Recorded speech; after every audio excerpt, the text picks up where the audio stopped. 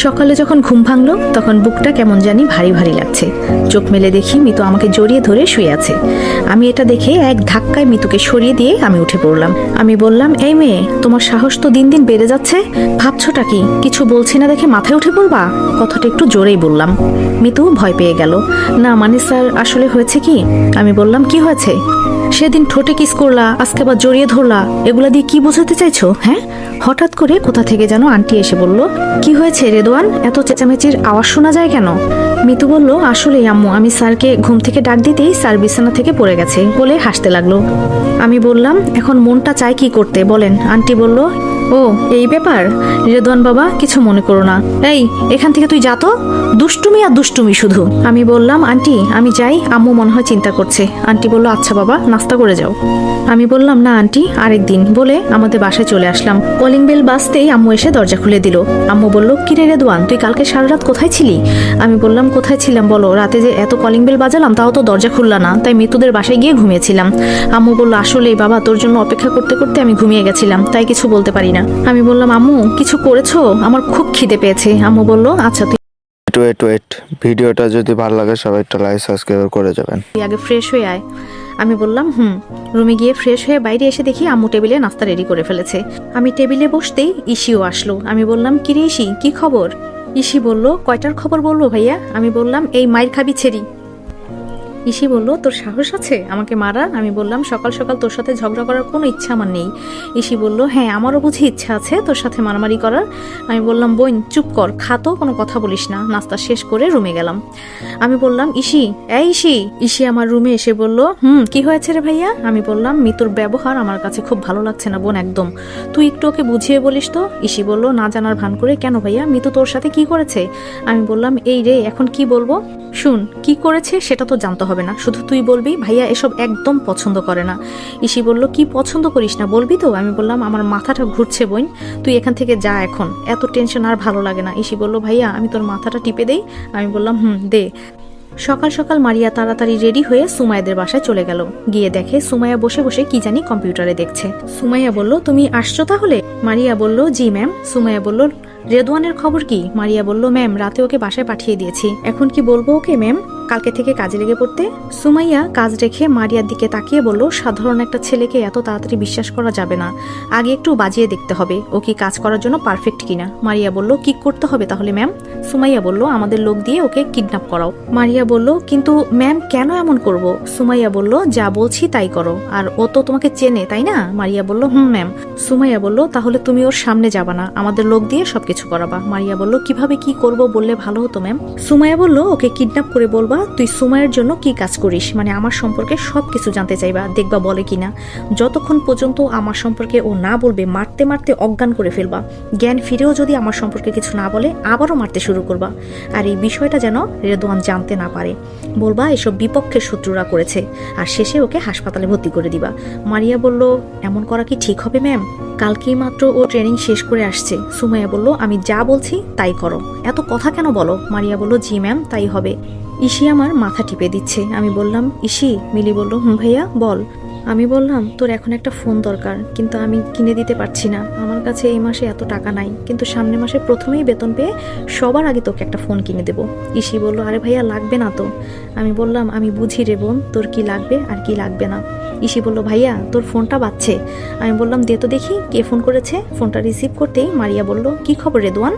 আমি বললাম, দূর বেডি, তুই আর কল দিতে সময় পেলি না, আমার আরামের ঘুমটা দিলি তো হারাম করে। মারিয়া বলল, ইস নবাবের বাচ্চা রে, আমি তো সেই সকালেই ডিউটি করতে চলে আসছি, তোর এখনো খবর নাই। আমি বললাম, আমার চাকরি আর তোর চাকরি আলাদা। মারিয়া বলল, কয়েকদিন কর, পরে বুঝতে পারবি উনি কি জিনিস, টাকা কিন্তু এমনি এমনি দিবে না।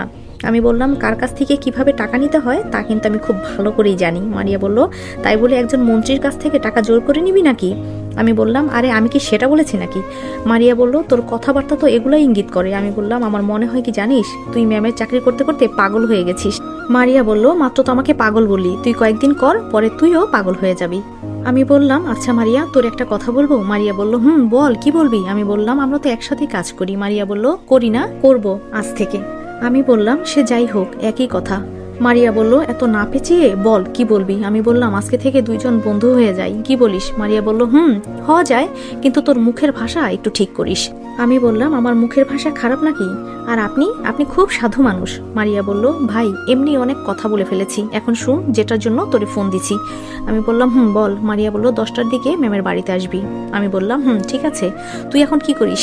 মারিয়া বলল, এই তো ম্যামের পেছনে দৌড়াদৌড়ি করি। আমি বললাম ভালো কর। মারিয়া বলল, আচ্ছা ফোন রাখি, বাই।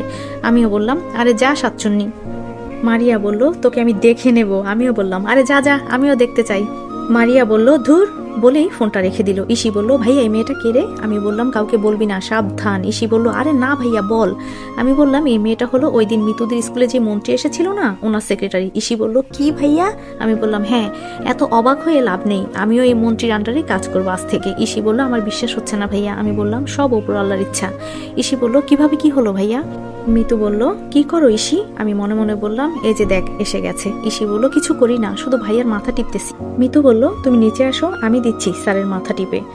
আমি বললাম, এই মিতু, তোমার স্কুল নেই? মিতু বলল, হ্যাঁ স্যার আছে তো, আজকে যাব না। আমি বললাম, আর কয়েক মাস পর যে তোমাদের পরীক্ষা, তোমার কোনো চিন্তা নেই?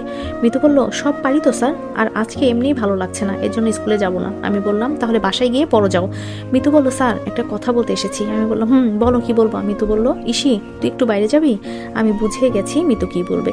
আমি বললাম, কারো বাইরে যাওয়া লাগবে না মিতু, তোমাকে আমি একটা কথা বলি, শোনো। ইসি আমাকে ইশারা করে। ইসি বলল, মিতু তুই একটু দাঁড়া, আমি ভাইয়ের সাথে কথা বলি। ইসি আমাকে শোয়া থেকে তুলে অন্য সাইডে নিয়ে যায়। আমি বললাম, কিরে এভাবে আমাকে টেনে আনলি কেন?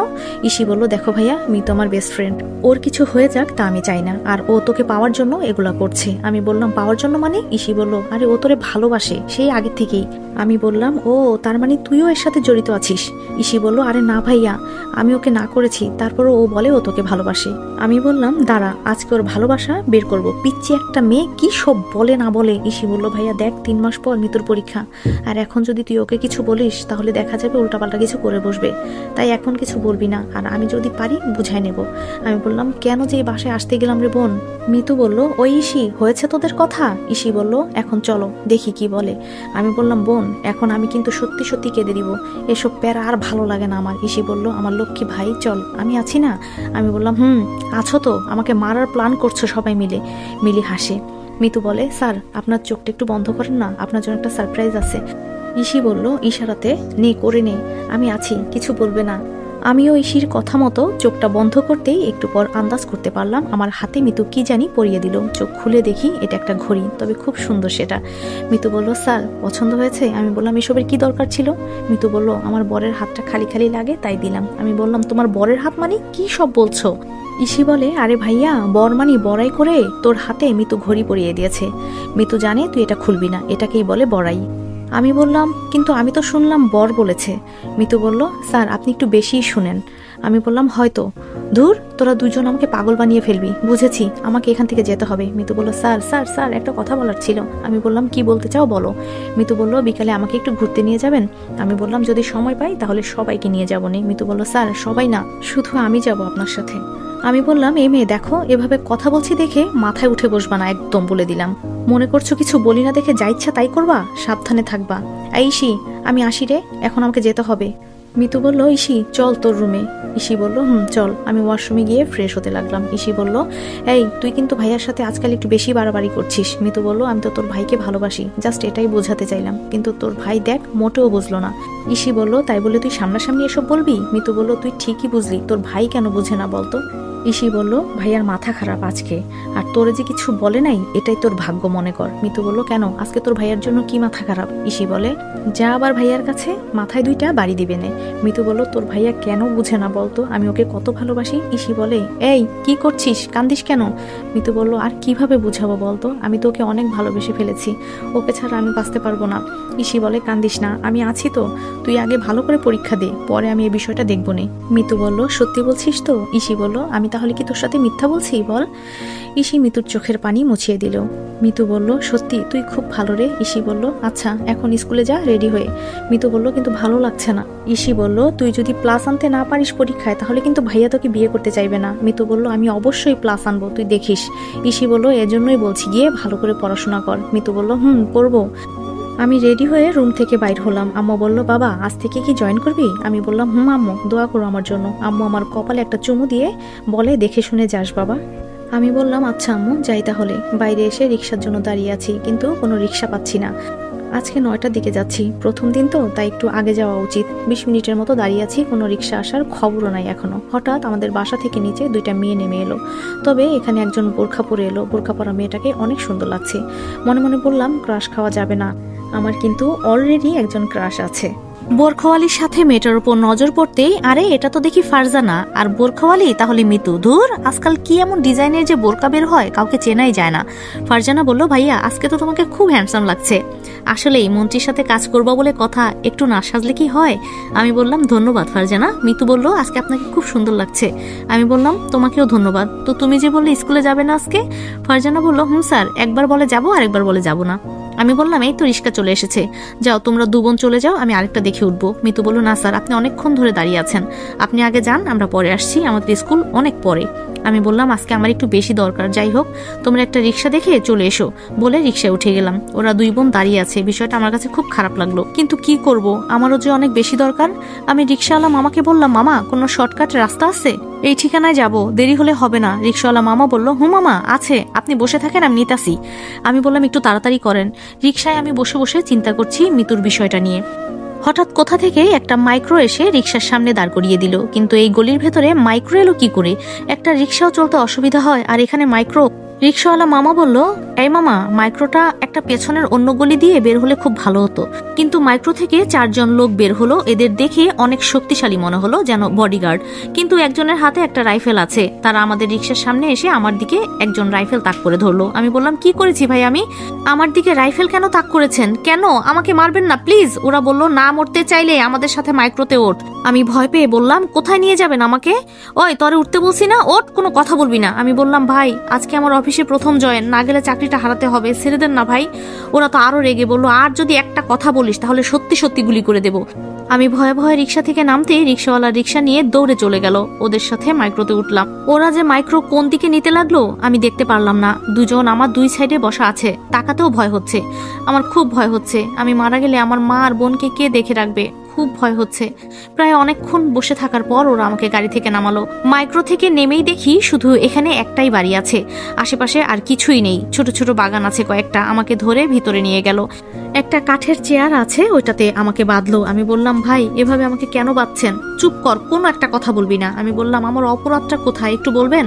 কোনো কথা বলবো না। একজনের হাতে ওই পুলিশরা যে লাঠি ব্যবহার করে ওইটা নিয়ে আসছে, আর একজনের হাতে লোহার রড, আর একজন খালি হাতে, আর চতুর্থ জন তার কাছে রাইফেল। এগুলো দেখে আমি খুব ভয় খেয়ে গেলাম, আমার কলিজাটা শুধু কাঁপছে। এত ভয় আর আমি কোনো দিন পাইনি। কি ভয় হচ্ছে এগুলো দেখে আমার। আমি কেঁদে দিয়ে বললাম, প্লিজ আমাকে ছেড়ে দেন, আমি কি করেছি? ওরা বলল, ছেড়ে দেব তো ঠিকই, তবে আমার কথা সঠিক উত্তর দিতে হবে। আমি বললাম, বলেন।